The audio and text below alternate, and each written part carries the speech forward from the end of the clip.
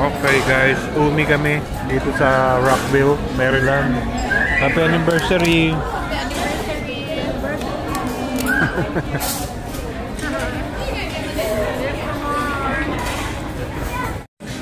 Yun di, Unli ano ka dyan ah? Unli Lobster. Unli Lobster sila ngayon. Susulitin natin yung $45 nila. 45.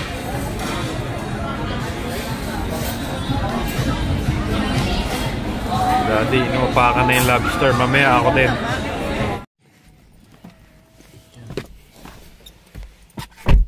Good morning guys. 4 days straight akong off.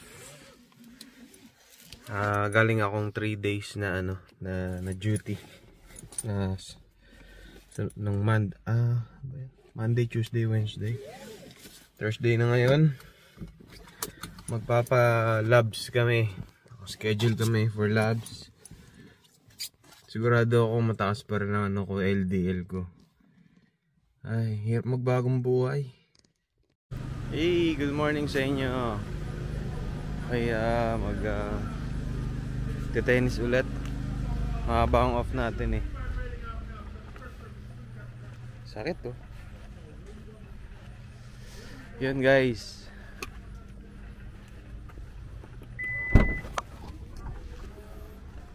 Actually wala akong maisip na topic no, pero ewan ko kung gagawin topic ko na lang to ngayon kasi meron lang nag-PM sa akin.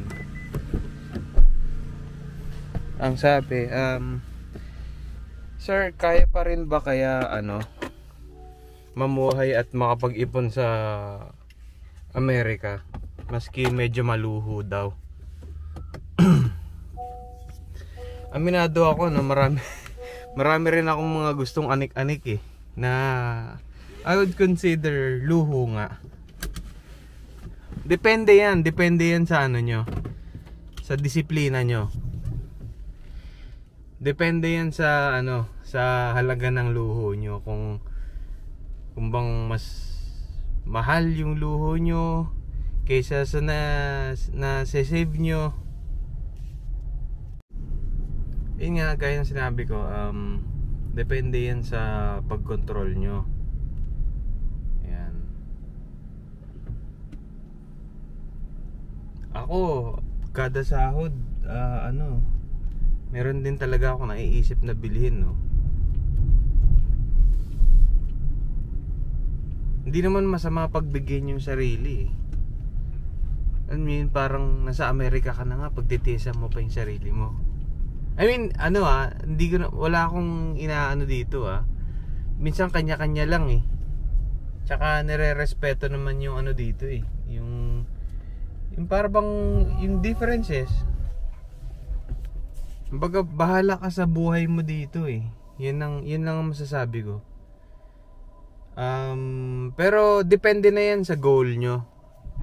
Ang masasabi ko lang dun sa tanong na yun, ang simpleng sagot dun, kaya naman. Depende lang talaga sa disiplina nyo. Kung babalansehin nyo yung yung pag-iipon at kumukurot ng konting, ng konting luho.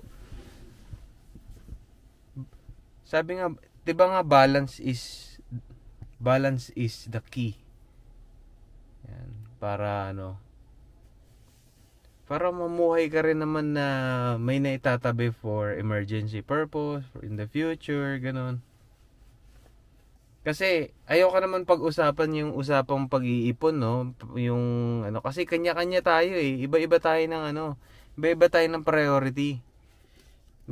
May iba na pamilyado, yun talaga, ang priority nila yung family nila, kaya iba ang style nila, iba ang standard nila. Iba rin ang quality of living nila. So, kung yung meron naman mga couple na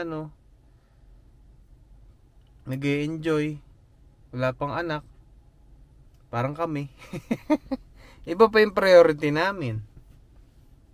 Meron din mga single na nag-e-enjoy, na gustong mag-travel.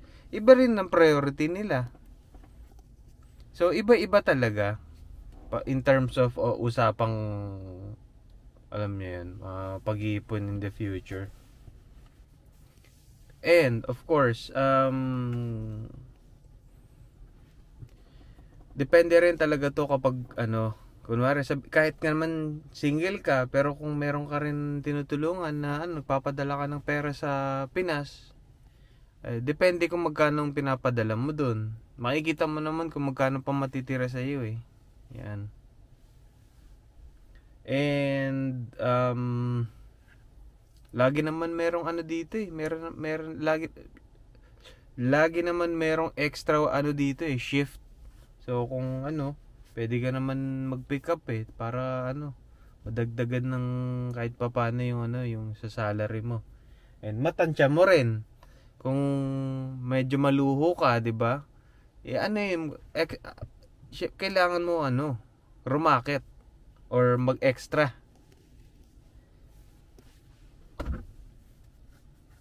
Pero of course, hindi rin naman madaling trabaho dito. Kung ikukumpara mo diyan pa lang sa Pilipinas, 'di ba? Mahirap lang ang trabahong nurse diyan, pag na-nursing diyan sa Pilipinas. Parang hindi mo rin naman ramdam yung overtime diyan kung meron man. Dito ramdam mo talaga. Kaya mas mabuting dito ka na lang mahirapan. Kasi mas may compensation naman eh. Kaya nga dito pumapasok yung naitopic ko na rin dito eh. Hindi ko alam kung nasa Alabama pa tayo noon, yung naitopic ko na to, kung para kanino ba ang ang Amerika, kung para sa iba talaga to, ang pag-Amerika. Ang may dadagdag ko lang siguro doon, dahil pumasok na rin taman tayo dito sa topic na to. Para sa iyo yung Amerika bilang nurse, kung gusto mo pa rin mag-nursing, alam mo yun, yung gusto mo pa rin gusto mo pa rin pasukin tong bansa na to bilang nurse. Kasi maganda talaga ang practice dito pag sa sa profession ng nursing. Regardless kung kung may kaya ka sa Pilipinas, or syempre mas mabuti kung mas okay dito kung kung medyo hindi, alam mo yun, ang hirap magsalita eh.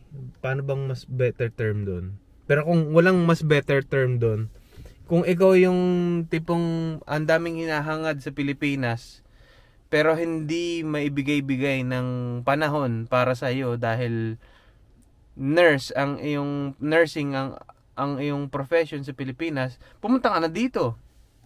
Mas marami kang opportunity dito. Bilang nurse, ang dami mo pwedeng mabili, ang dami mo pwedeng mag-gain sa buhay mo. Ayan, mapaplano mo talaga yung buhay mo dito.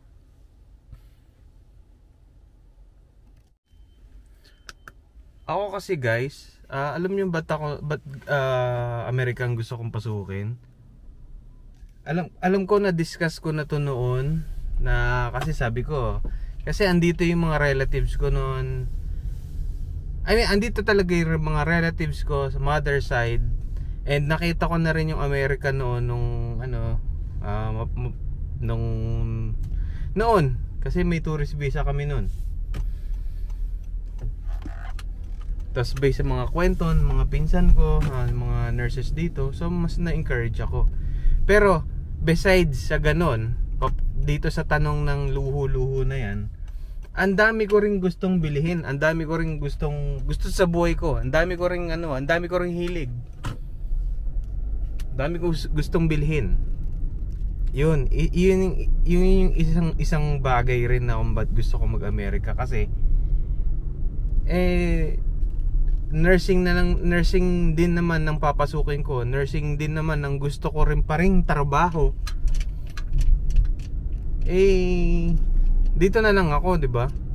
Win-win na sa akin 'yun, kasi andito pa yung mga relatives ko, nakapunta pa yung mga parents ko dito. Plus may pera naman dito eh. Properly compensated talaga dito. So mabibili mo talaga ng isang iglap yung mga trip mo. Papasok tayo sa usapang luho. Pero of course ako, balanse rin naman ako eh. Hindi naman ako yung tipong ano talaga, yung ubos yung sahod ko sa sa gusto kong bilhin. Hindi ako ganun. Talagang kurot-kurot lang ako, at saka minsan kung medyo mahal yung bibilhin ko, ang ginagawa ko parang kurot lang ako, magtatabi lang ako, tapos sa susunod na sahod doon ka na kukumpletuhin yung kung magkano man yung gusto kong bilhin. Kumbaga parang tiis-tiis mo na ako kasi kailangan ko magtabi eh. Yun.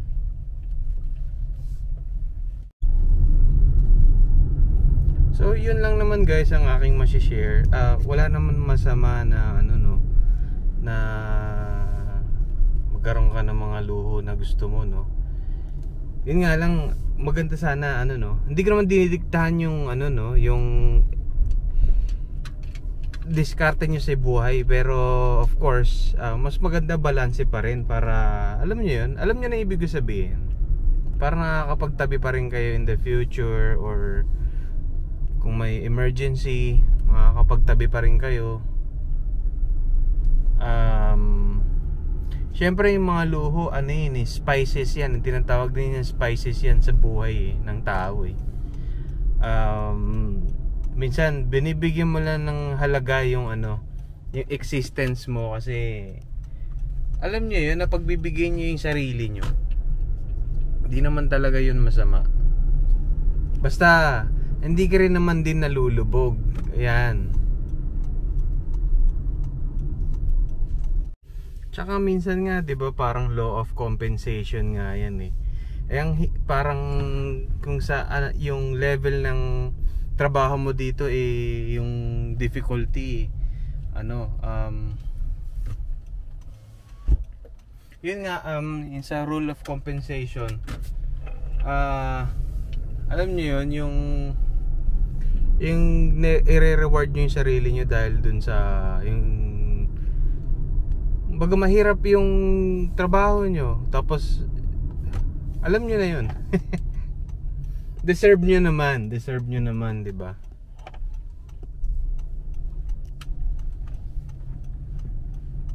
Pero katulad nga sinabi ko, palit ulit tayo dito, depende pa rin yan sa priority nyo.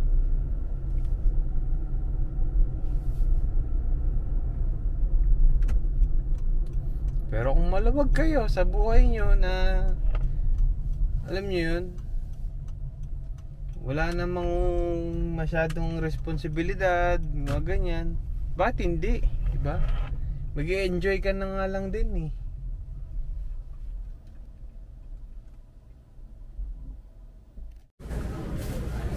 Alright guys, dito tayo sa farmers market.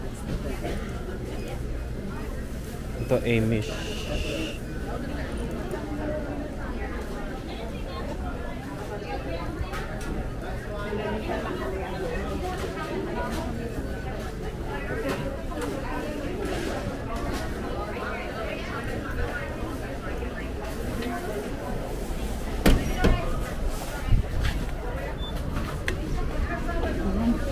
It's okay.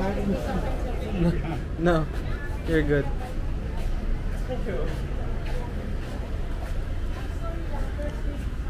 Init na guys.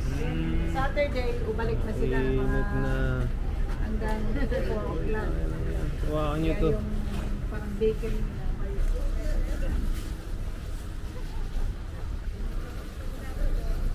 So yun, usapang luho. May naisip na naman akong sapatos. Speaking of sapatos, may napanood lang akong vlog ng isang Filipino USRN na nandyan sa Florida. Nagpaalam naman ako kung pwede ko i-mention eh. So gusto ko lang i-mention si RNAJ. Kung di nyo pa siya kilala, follow nyo siya guys. Subscribe na rin kayo sa kanya, o kuwela yung mga content niya. So usapang sapatos, naranasan nyo ba yung merong sumpa yung duty nyo kapag may suot kayong sapatos? Basta merong sapatos na na parang malas sa duty eh. Meron ako dating ganun. Nakakatawa kasi content ni ano to, ni RNAJ. Tapos naka-relate ako. So yun nga no, naka-relate ako dun sa vlog ni ano, RNAJ. Kasi meron daw siyang sapatos na pag ginagamit ano, ang toxic daw. So sobrang naka-relate talaga ako dun kasi naalala ko nung nasa ER ako. Pag sinusuot ko yung brand na Brooks, alam niya yung shoes na yun, guys. Lagi akong may code. Kaya sabi ko, akala ko ako lang, meron din palang ibang tao na natotoxic pag ano, meron silang shoes na parang specific na shoes na yun. So, kaya kayo, pag feeling nyo, papalit-palit kayo ng shoes at may nangyaring kakaiba dun sa ano, sa takbo ng duty nyo, huwag nyo nang sautin yung sapatos na yun. Panoorin nyo na Kuwela yung ano niya, yung video niya yun. Grabe guys, bukas 4th of July na. Grabe, isang taon na kami dito sa Maryland. Ang bilis ng panahon.